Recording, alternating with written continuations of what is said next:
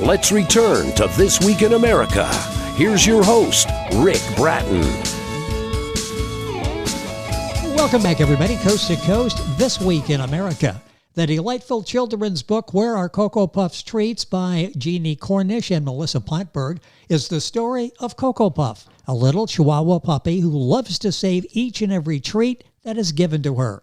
Her friend Sassy Sweet, a mischievous Yorkie, eats treats as soon as she's given one. Find out what happens when Cocoa Puff wakes up one day to find her treats have suddenly disappeared. Jeanne Cornish and Melissa Pottberg are a mother and daughter writing team. Both live in Colorado and own small dogs.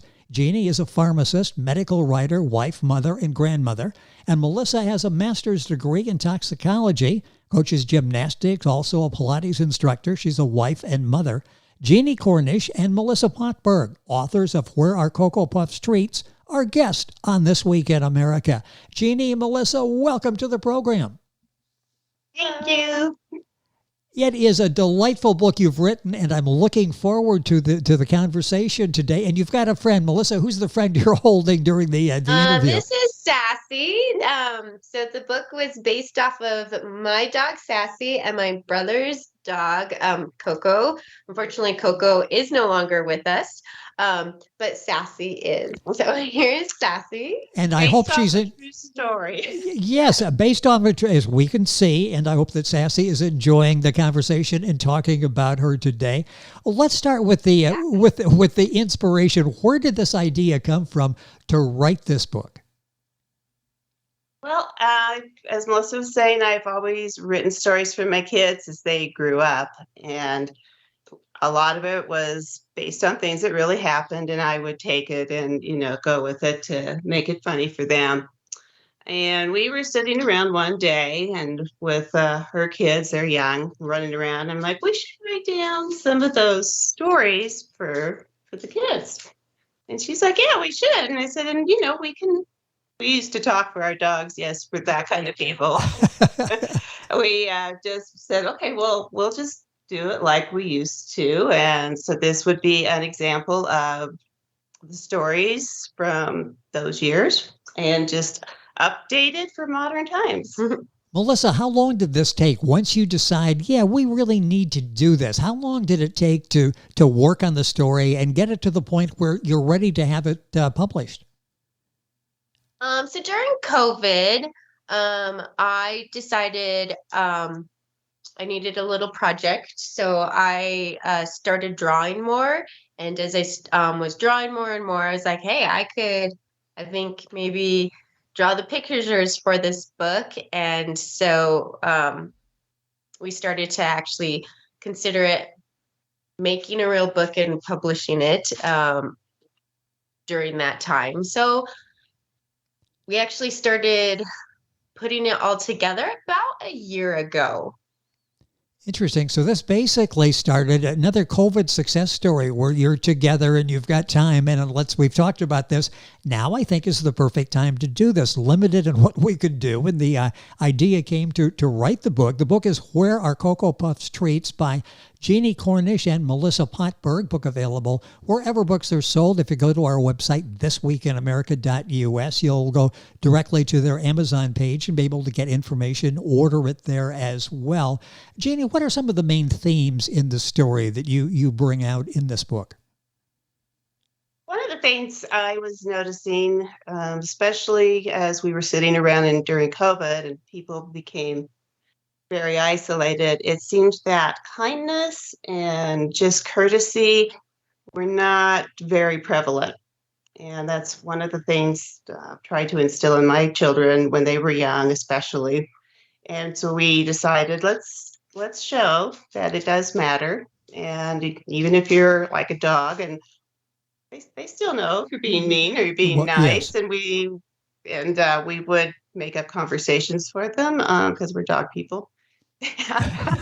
So we just formalized it. I have always written, especially for my kids. And then I was a professional writer. I'm a pharmacist.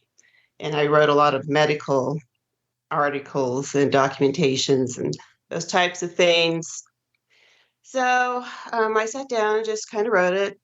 And because we talked about the story and we went through it, we talked about it with the grandkids. Do you like that? Do you think that would be a good thing to put in the book? And they'd be like, yeah, or why? And that was pretty good feedback. It makes it nice when you have your own focus group like that you can sort of run these ideas by them. So, Melissa, it's interesting. It's more than just a cute story, beautifully illustrated. There's a social theme here. You have, as your mom mentioned, you've got some social issues, some themes in socially related that you bring out in a subtle way as you're reading the book. Yes. Will you read it? There's a lot of assumptions going on between each character. So the communication part. So they learn that they need to actually talk things out instead of guessing how they think other people feel. I don't know if I want to give too much away, right? But Coco always hid her treats. So in real life, her teeth, it hurt her teeth to eat the treats. And so she didn't want the other dogs to have them. So she hid them, right? So in the book, that's where that comes from. She is hiding her treats because she liked to look at them. Oh, and she always knew if one was missing. Yeah. Sassy assumes that these treats are just around for anybody to eat at any time, and they're not Coco's. And so that's where the communication aspect comes from is, no, these are mine. I'm not just leaving them around for you. And Sassy is, oh, I actually have to ask permission to take your stuff. I can't just take it. That's the story that unfolds in such a charming way. And Where Are Cocoa Puffs Treats by Jeanne Cornish and Melissa Pottberg, the authors of the book. Book available at Amazon, wherever books are sold. And again, if you're just joining us, based on real characters, real dogs. We saw one Sassy just a little bit ago. Jeanne, talk about that aspect of that, because you really being a dog person, and the main characters are actually in your house, in Melissa's house. You really sort of just followed their behavior and that came up with the storyline. Pretty much.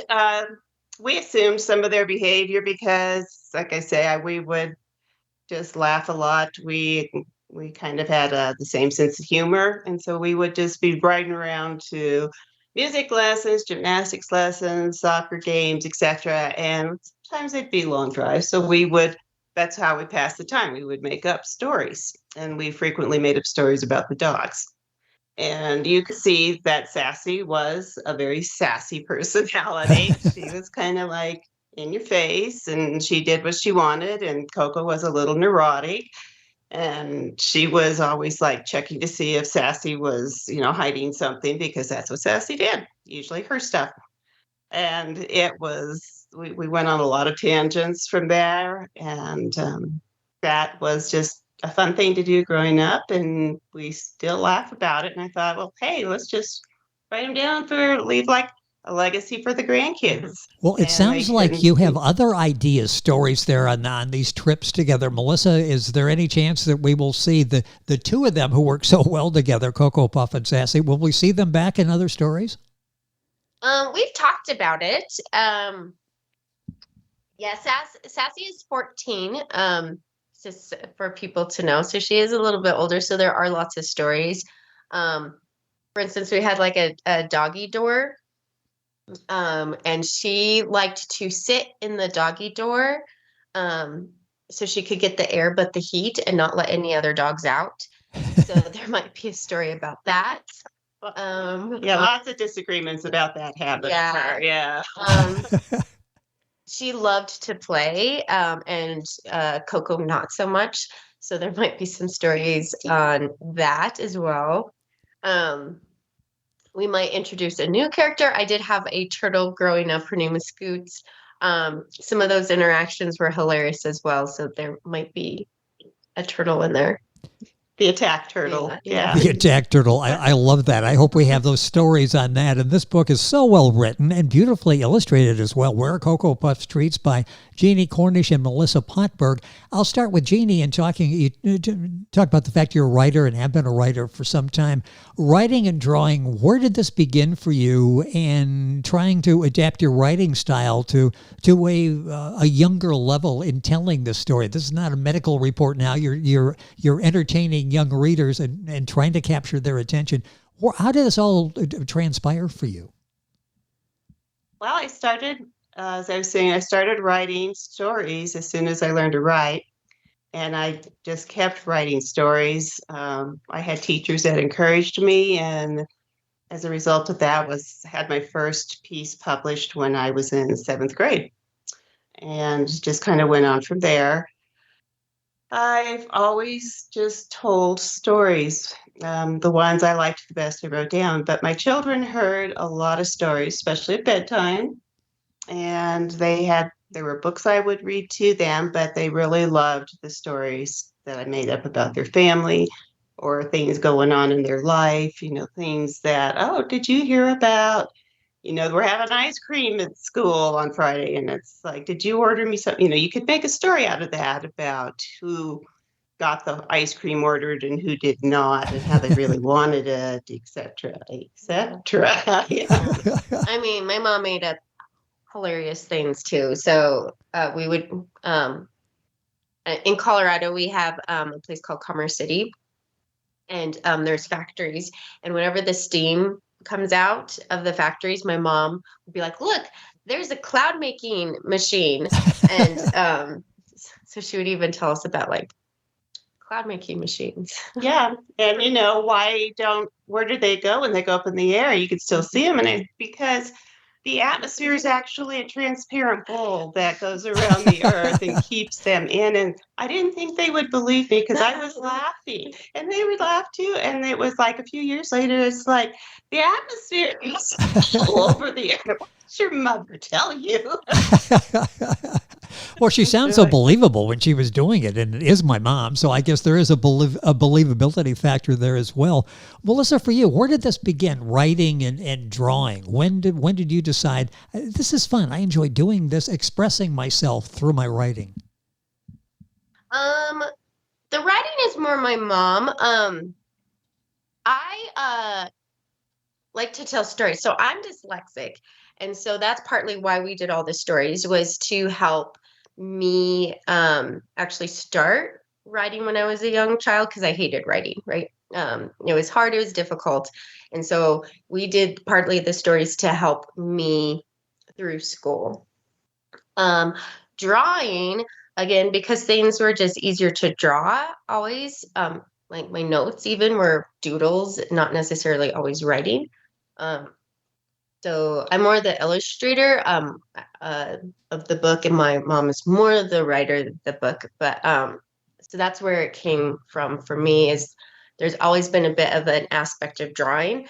But really during COVID, I was like, I want to be better, and I want to make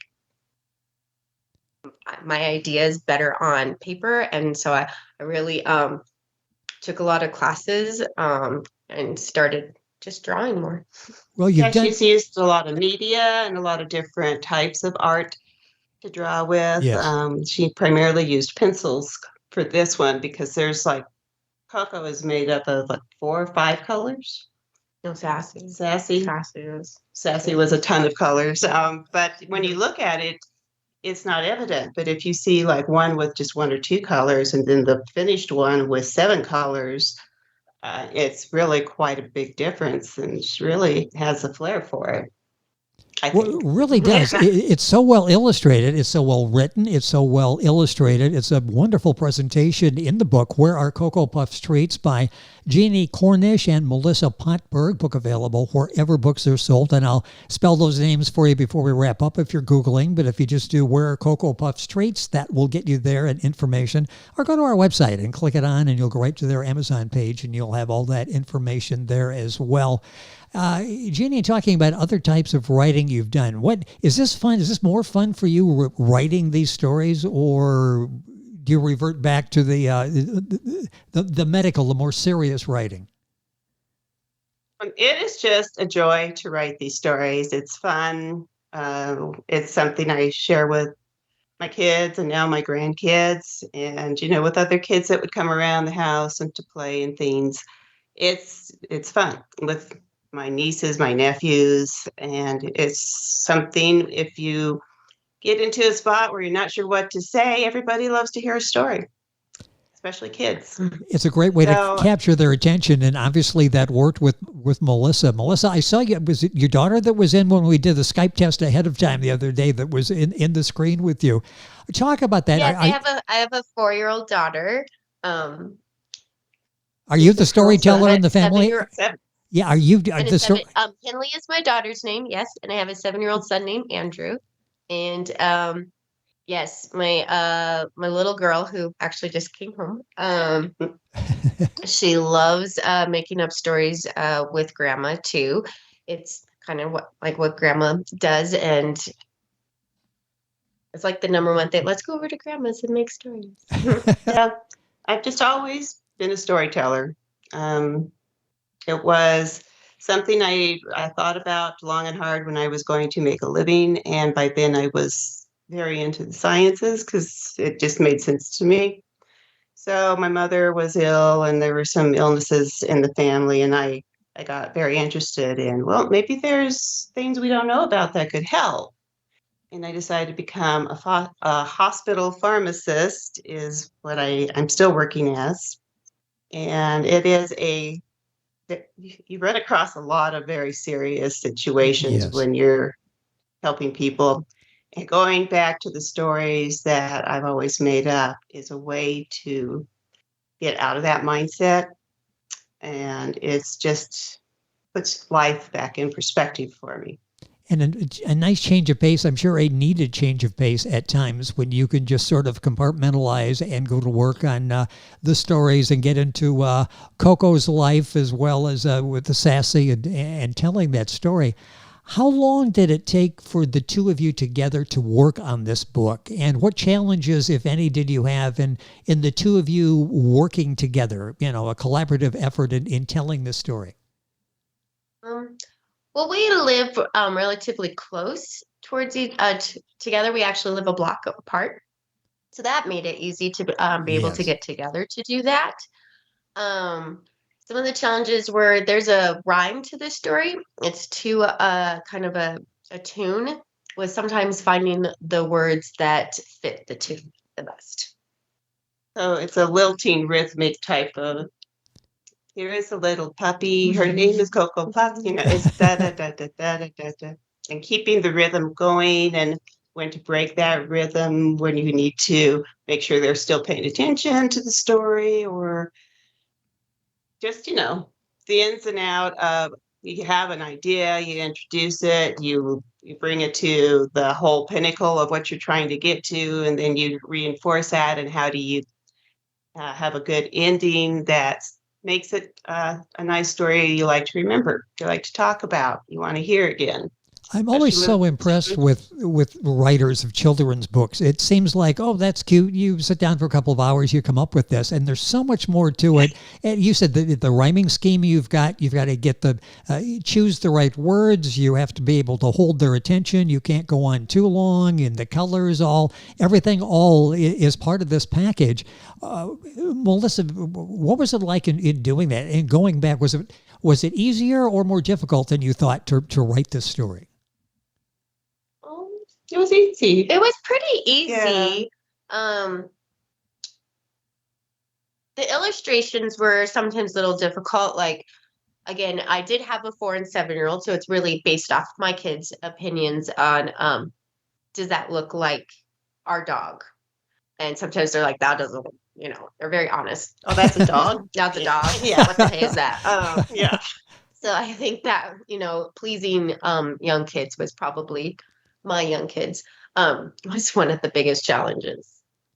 And then we, as we got to where we thought it was pretty well set, we would show it to other kids and get other opinions.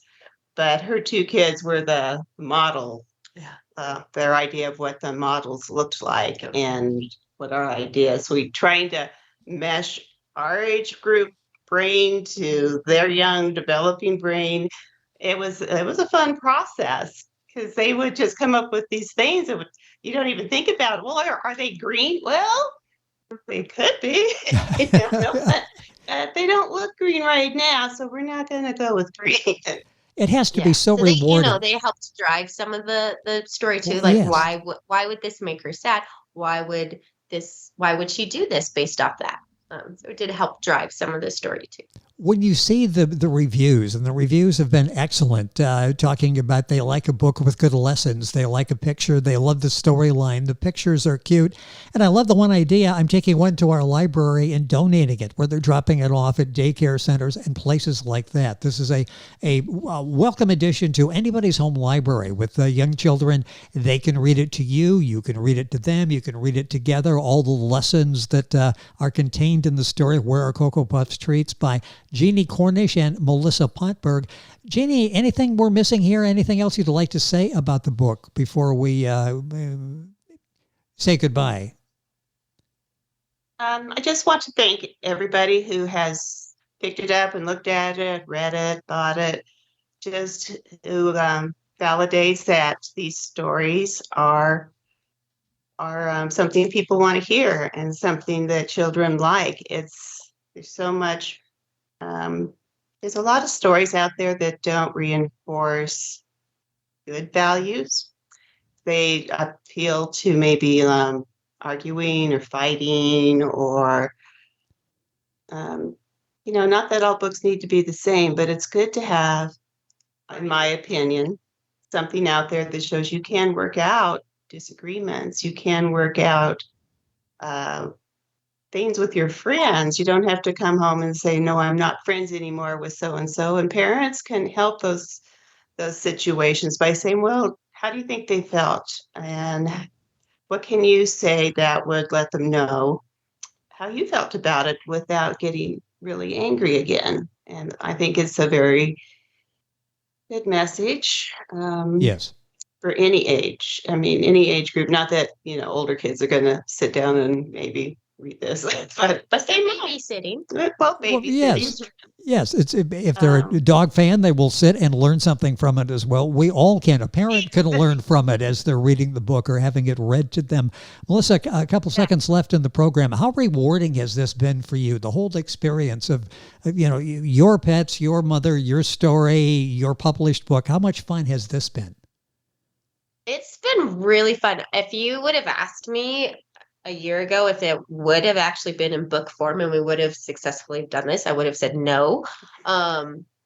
Just because I don't know, you never think that things like this can happen to you sometimes. But it's been very rewarding to get to spend time with my mom and work with her and work with my kids, and get to see what, their ideas are too, and get them to see what a process of how much hard work it takes to get something, and you can do it. And the reward at the end. Yeah. And just to do this project and share what I've been doing alone for so many years with my daughter has been just an incredible joy.